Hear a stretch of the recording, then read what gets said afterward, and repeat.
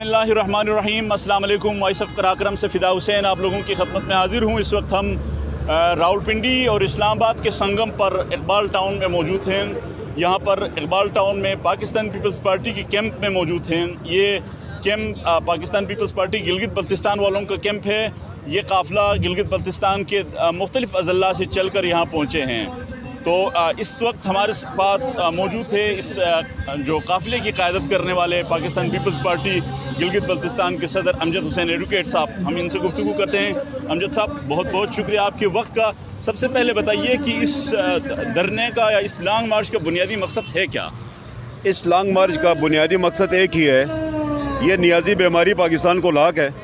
इस नियाजी बीमारी से पाकिस्तान की आवाम को छुटकारा देना है और ये काम पाकिस्तान पीपल्स पार्टी के जियाले कर सकते हैं। पाकिस्तान पीपल्स पार्टी के जियालों ने मज़ार क़ाइद से ये लॉन्ग मार्च का इफ्तिताह किया, वहाँ से इसको शुरुआत की है और इंशाअल्लाह ताला कल अपने तकरीबन मराइल से तय करते हुए आखिरी डेस्टिनेशन की तरफ ये कारवां रवां दवा है। इंशाअल्लाह कल हम इस्लामाबाद पहुँचते हैं और इस्लामाबाद पहुँच के चेयरमैन साहब आपको लाए अमल देंगे और नियाजी बीमारी से छुटकारे की तरफ इंशाअल्लाह ताला हम आपको रास्ता देंगे। अमजद साहब, ये बताइए कि जियालों के पास वो कौन सी ताकत है जिसके ज़रिए से आप इस जिसको आप नियाजी बीमारी का नाम दे रहे हैं, उससे छुटकारा पाने का, क्या इसके पास कोई ऐसा मैंडेट है कि पार्लियामेंट पे हमला कर लेंगे, क्या कर लेंगे, ऐसी कौन सी ताकत है? ये देखें, पाकिस्तान पीपल्स पार्टी की तारीख आपके सामने है। हम डरने की बात कभी भी नहीं करते, हम मतलब ज़बरदस्ती उतारने की बात कभी भी नहीं करते।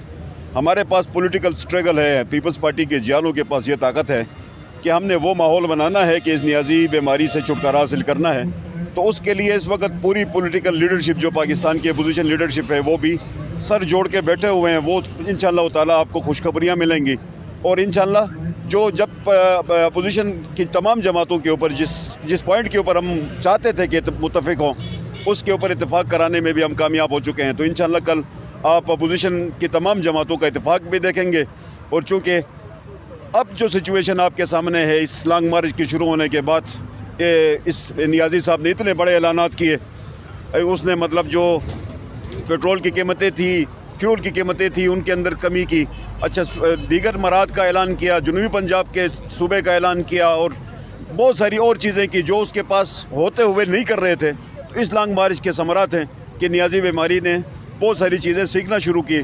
तो आप देखते जाएँ, इंशाअल्लाह हम समझते हैं कि इसके साथ कैसे नबर्द आज़मा होना है, इसके साथ कैसे निपटना है, इसको अंजाम तक कैसे पहुंचाना है। ये ताकत पीपल्स पार्टी के पास है, पीपल्स पार्टी के जियालों के पास है, अपोजिशन की जमातों के पास है। इंशाअल्लाह कल आप देखेंगे ये अपने अंजाम को पहुंचने वाला है। तो ये बताइए कि जिन ऐलानात की आप बात करें, उन ऐलानात में से एक ऐलान तो नियाजी साहब की, इमरान खान साहब का ये भी है कि गिलगित बल्तिस्तान को अबूरी आइनी सूबा देने की बात कर रहे हैं। तो इस हुकूमत के बाद भी क्या ये प्रोसेस चलता रहेगा या उस पर रुक जाएगा? गिलगित बल्तिस्तान के अबूरी आइनी सूबे के अंदर जितनी रकावटें नियाजी साहब ने पैदा करनी थी वो आपके सामने हैं। पिछले तकरीबन एक साल के अंदर, एक साल से जो डिले का प्रोसेस है, उस अबूरी सूबे का जो मसवदा है उसको अमल दरामद में रकावट कोई और नहीं था। ये मतलब PTI की हुकूमत थी और नियाजी बीमारी थी। आपके सामने है वज़रा ने किस तरह का माहौल बनाया, किस तरह की चीज़ें, जब ड्राफ्ट फाइनल होता था उसके अंदर रकावटें खड़ी करते गए और आज मतलब जनूबी पंजाब का ऐलान करता है, गिलगित बल्तिस्तान का नहीं करता है। तो आप खुद अंदाज़ा करें कि ये नियाजी बीमारी नहीं तो और क्या है।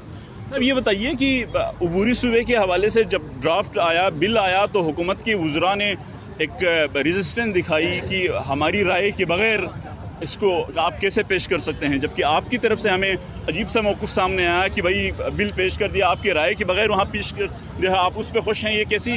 देखें, ये गिलगित बल्तिस्तान को अबूरी सूबे की बात जो कि पीपल्स पार्टी ने तकरीबन 2018 में किया था, इसके खदो खाल सारे के सारे हमने बयान किए हुए थे। और ये गिलगित बल्तिस्तान को अबूरी सूबे के ऊपर पिछले एक साल से काम हो रहा था। इसके खदो खाल सब के ऊपर डिस्कशन हुई थी, डिटेल में डिस्कशन हुई थी, तमाम स्टेक होल्डर को एतमाद में लिया गया था। मतलब ये बिल जो था, जो 26वीं आईनी तरमीम का बिल, सोशल मीडिया के ऊपर भी था। अगर किसी वज़ीर ने नहीं पढ़ा है, उसको समझ नहीं आई है, पढ़ने के लिए उसके पास टाइम नहीं था, यह हमारी गलती नहीं थी। चूँकि यहाँ पे मुख्तलिफ जमातों की एक कमेटी थी, उस कमेटी के अंदर बात हो रही थी। पीपल्स पार्टी की तरफ से मैं उस कमेटी का मेंबर था, PTI की तरफ से खालिद खुर्शीद साहब के अलावा भी दीगर लोग थे। اگر خالد خورشید صاحب اور دیگر کمیٹی کے ممبران نے وزراء کو اعتماد میں نہیں لیا تو یہ ہماری تو غلطی نہیں ہے, یہ ان کا کام تھا, اعتماد میں لے لیتے. آج پیپلز پارٹی کے تمام ممبرس کو, تمام لوگوں کو, تمام لیڈرز کو ہم اعتماد میں لے کے بات کرتے ہیں. جب ہم ان کی طرف سے بات کرتے ہیں تو بات کمیٹی کے اندر فائنل ہوتی ہے. فائنل ہونے کے بعد بھی اگر اس طرح کی باتیں ہیں تو پھر کمیٹیاں بنانے کی ضرورت نہیں. تو یہ بتائیے کہ اگر ڈرافٹ مکمل ہو چکا ہے تو آپ ہمیں بتائیں گے کہ سینٹ اور قومی اسمبلی میں کتنی نمائندگی تجویز کی گئی ہے؟ سر یہ سینٹ اور قومی اسمبلی کے اندر نمائندگی کا طریقہ کار آپ کے سامنے تھا. 6 کو سینٹ کے اندر سیٹیں مختص ہو چکی تھی, 4 قومی اسمبلی کے اندر سیٹیں مختص ہو چکی تھی. جو آپ کی صوبائی اسمبلی کی سیٹیں تھی, جو آپ کا عدالتی نظام تھا, وہ سارا کا سارا تو میڈیا کے اوپر بھی اس بل کے اندر لکھا ہوا ہے. یہ ساری چیزیں لکھی ہوئی ہیں. اس کے اندر کوئی نئی بات ہے تو وہ بتا دیں ہمیں. NFC کے اندر آپ کا حصہ کیا کتنا ہوگا, وہ آئین کا جو سکیم ہے اس سکیم کے تحت ہم نے آئین میں جانا تھا. تو یہ بتائیے کہ 6 ممبران سینٹ کی, ویسے سینٹ کی روح یہ ہے کہ برابری کی بنیاد پر تمام صوبوں کو نمائندگی جب تک نہیں دی جاتی تو صوبوں کے رائٹ کو پروٹیکٹ کرنا مشکل ہو جاتا ہے ان کے. تو یہ 6 ممبران کے ساتھ آپ کیسے اپنے گلگت بلتستان کے رائٹ کو پروٹیکٹ کریں گے؟ کیونکہ ہم عبوری طور پہ صوبہ بن رہے ہیں, ہم تنازع کشمیر کا حصہ ہیں. تنازع کشمیر کے 2 حصے اور بھی ہیں, ان کا بھی حصہ ہے, ان کا بھی حق ہے. ان کے حق کو محفوظ رکھتے ہوئے, ان کی سیٹوں کو محفوظ رکھتے ہوئے گلگت بلتستان کو عبوری صوبہ بنانا تھا. اس شکل میں جو گلگت بلتستان کے حصے میں جو سیٹیں آ رہی تھی وہ 7 آ رہی تھی, تو پھر بھی یہ کہا گیا کہ ابھی 6 کے اوپر ہم کنسنسس کرتے ہیں, آن وارڈ جا کے جو باقی سیٹیں ہیں ان کے اوپر بات ہوگی.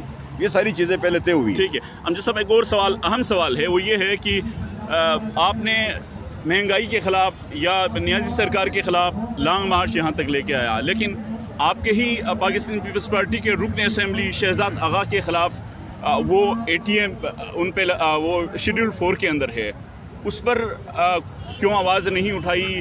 اس پر وہ شیڈول 4 سے آپ نکالنے میں کامیاب نہیں ہو رہے ہیں, کیا وجہ ہے آخرکار؟ تو آپ اس حکومت سے پوچھ لیں, حکومت نے اس کو شیڈول 4 میں کیوں رکھا ہے؟ ان کا ممبر ہے, پیپلز پارٹی کا ممبر ہے, اس کو شیڈول 4 میں رکھا گیا. تو یہ آپ حکومت سے پوچھ لیں. اس حکومت کے وزراء نے بارہا اسمبلی کے اندر یہ کمٹمنٹ تو آپ نے کرنی نا سر. ہم نے ریزسٹنس کی, ان لوگوں نے کمٹمنٹ کی کہ ہم اس کو ریموو کرتے ہیں. تو ہم تو وزراء کی طاقت دیکھ رہے ہیں, ادروائز ہمارے لیے تو شیڈول 4 کی کوئی اہمیت نہیں ہے. اگر وہ یہ کہتے ہیں ہم نہیں کر سکتے تو پھر ہم تو 2 دنوں میں کریں. تو ابھی تک تقریباً سال تو ہونے والا ہے سر. تو پہلے حکومت اس بات کو تسلیم تو کرے, یہ ہماری بس کی بات نہیں ہے, ہم اس سے ریموو نہیں کر سکتے. چونکہ حکومت کے وزراء یہ کہتے ہیں کہ ہم کل ریموو کر رہے ہیں, پرسوں ریموو کر رہے ہیں, یا حکومت کے وزراء اپنی بے بسی کا اعلان کریں تاکہ ہم اپنا مسئلے کو حل کریں.